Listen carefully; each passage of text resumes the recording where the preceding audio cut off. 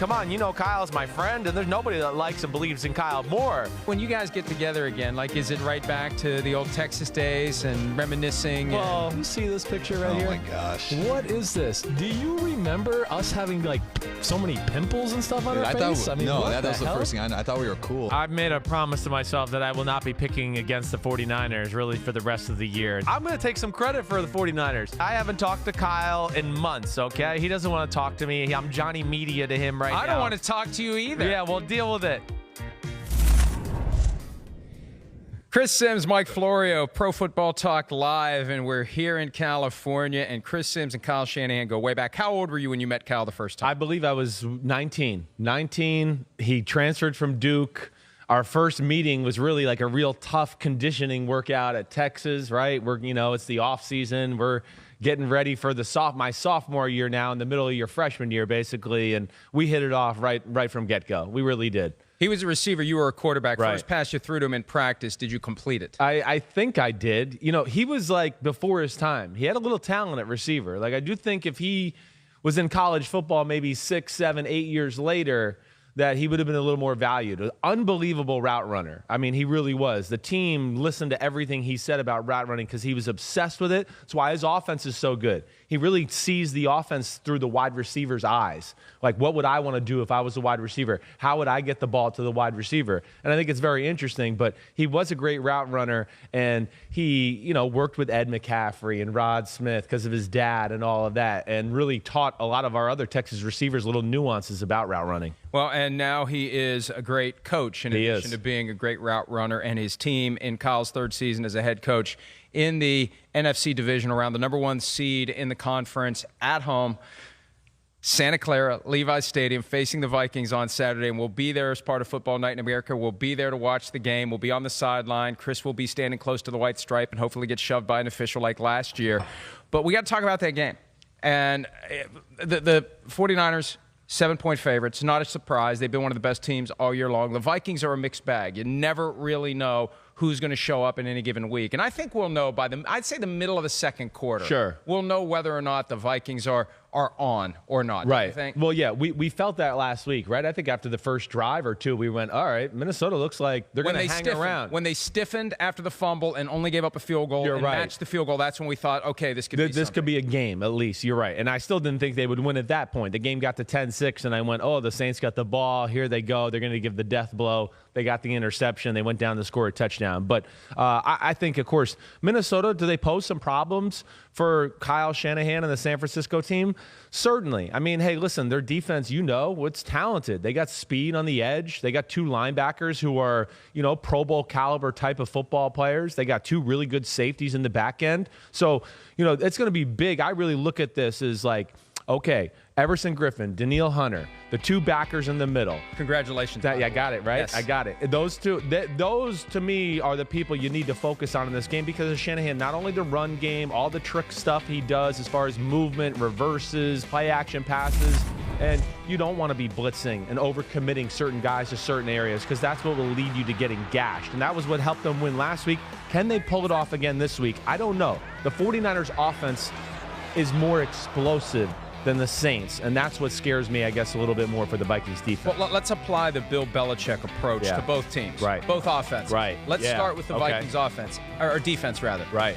What do you do as the Minnesota defense? What do you take away? What does the 49ers offense do best that you try to shut down? I think you do have to stop the run first. And this is it's weird to say that this day and age because, of course, it's such a passing league. But if you can stymie Shanahan's run game to a degree, it will slow down the rest of the great stuff he has. Like you just talked about, like Sean Payton, Drew Brees, they're surgical, right? It's just like they're snipers.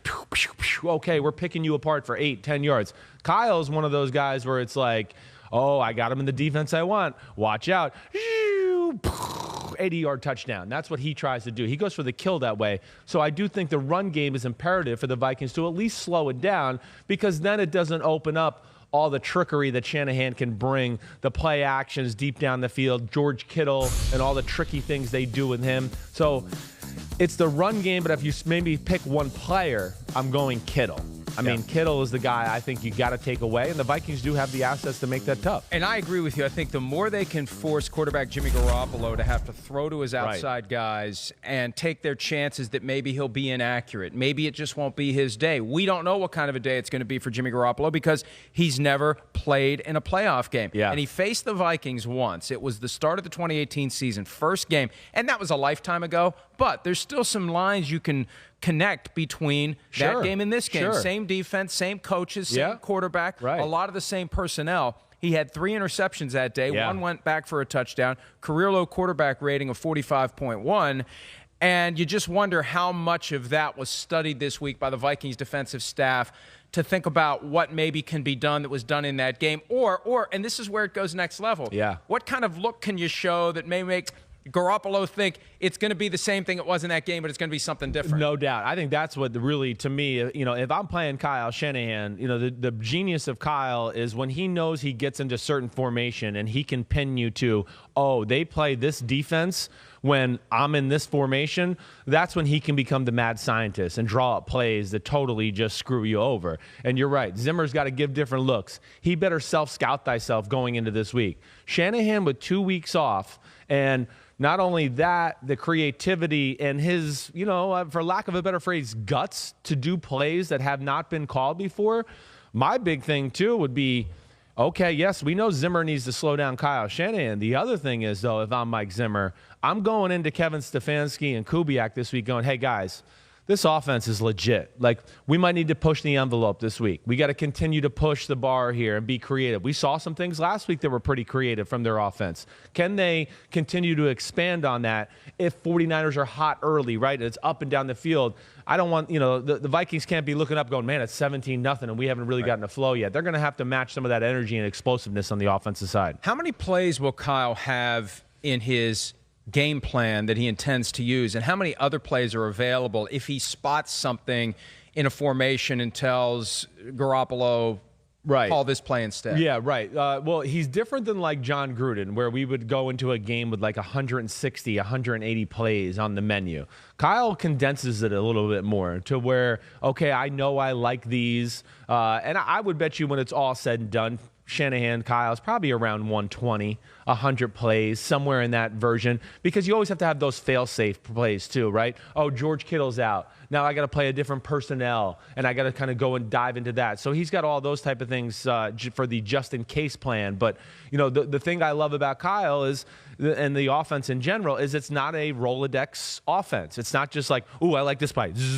I like this play. No, he has a plan on what he likes and what he wants to attack tactically against that scheme, and he tries to expose it that way. Interesting note from Raheem Mostert, 49ers running back, meeting with reporters, explaining that Jerick McKinnon, who signed with the 49ers, he was one of their first marquee free agent pickups. He hasn't done anything because of a torn ACL that got torn again. He was very good with the Vikings. Not great, but very good. Yes, very good. He's been letting 49ers teammates know things about how certain defensive players play. And I don't know how much of a benefit it is, but it is somebody who was part of that team that made it to the NFC Championship 2 years ago that does have some intelligence, behind the curtain type stuff that maybe can make a difference. No, any little advantage you can find, whether he's telling, a wide receiver, Xavier Rhodes doesn't like to defend this route. He always complained about it in practice. Or, Anthony Barr has an issue with this type of movement when you're a running back running out of the backfield. Yeah, there'll be little nuances that those guys can lean on. I think the biggest thing is it'll just make people feel comfortable. It humanizes the other team to go like, wait, this isn't scary. This isn't big number 55 like this. Jerick told us in the locker room he's a good dude all week and he's got issues with this, whatever it may be. I look at more of the tactical stuff with the Kubiak, Cousins, Shanahan factor. That, to me, is where it's more interesting. You're talking about Gary Kubiak, former Broncos and Texans head coach, employed Kyle Shanahan, now the assistant head coach, offensive consultant for the Vikings, and Kirk Cousins, drafted by Washington when Mike and Kyle Shanahan were there, and Cousins played for Kyle Shanahan. And you're right, where is that advantage between what Kyle knows about Kubiak and Cousins and what Kubiak and Cousins know about Kyle? Right. And where do you think the advantage is? I think Cousins probably knows more about Kyle than Kubiak. Kubiak, I do think, will be able to tell Mike Zimmer, hey, Kyle, he likes to run when we play this defensive front. He likes to run this play. He'll be able to give him little nuanced looks like that. where Kirk Cousins could be dangerous, and if I was Mike Zimmer, I would have picked his brain for sure, is, of course, Cousins was in a meeting room every day, 6-7 hours a day with Kyle Shanahan as he's teaching reads to the pass game. And, you know, Kyle really simplifies it for his quarterbacks at times. He literally has plays where he just goes, listen, drop back, stare at this guy, and if he goes this way, throw it to that guy. If he goes that way, throw it to this guy. And that's all there is to the play. You don't need to look at anything else. I'm going to design it to where it makes it real easy on you. And those are the little things that maybe Kirk Cousins can shed a little light on to Mike Zimmer, to where maybe he can change it up or not be so predictable. It's a fascinating dynamic, Chris, it is. Today's NFL. When you consider when you are part of a team and you are striving toward a common goal, anything you say and do within the confines of what you're trying to achieve with that team can and will be used against you at some point in the future when the pieces scatter elsewhere. The really good coaches don't teach their assistants really their great tricks and their little nuances to what makes them great. That may explain why all of Bill Belichick's assistants fail. Well, I think there is some truth to that. And when we heard Josh McDaniels say, hey, last year I didn't go to Indianapolis because, you know, we heard the rumors that Bill was going to open the vault for him and let him really know. I mean, that tells you. I mean, Josh has been one of the most trusted members of the staff, and Bill wasn't letting him know all the tricks of the trade. And, you know, I think, you know, yes, there is that goes on. Even when I was in New England, I feel like some of our offensive staff didn't really know how Josh operated to make the game plan, you know, because Josh would lock himself in a room, and I don't think he wanted to let everybody know, like, oh, this is how I come up with this, so you can, come back and screw me with it 3 years from now or whatever it may be. So amazing. Yeah, and that's how they do it with everything. They do it with personnel, they do it with coaching, they do it with everything, because they know that there will be future seasons, future games, future contests like playoff matchups where you're going to have these old relationships that come together again. So when the Vikings face the 49ers on Saturday at Levi's Stadium, there's a chance it's going to be close late. There's a chance that it's going to come down to who can make the big throw. And I still am undecided on whether or not the two big throws that Kirk Cousins made in overtime exercised the demons. Yeah, I hear you. Because this is the first time all year long that they ended up beating a team that has a winning record when they beat the Saints on Sunday. And Mike Zimmer is selling it as the busting through a ceiling by Kirk Cousins. I'll believe it when I see it. Right. But I got to give him credit. The 43-yard pass to Adam Thielen, a thing of beauty by both guys. Definitely. The guy who threw it and the guy who caught it. Yes. And the last play of the game, if you watch that closely, the snap was not a great snap. No, and he put it in a great spot. He had to readjust. He had to throw it without thinking about it. So, I don't know. Does that give him the confidence? See that? See how he almost bobbled the snap and then got the throw off?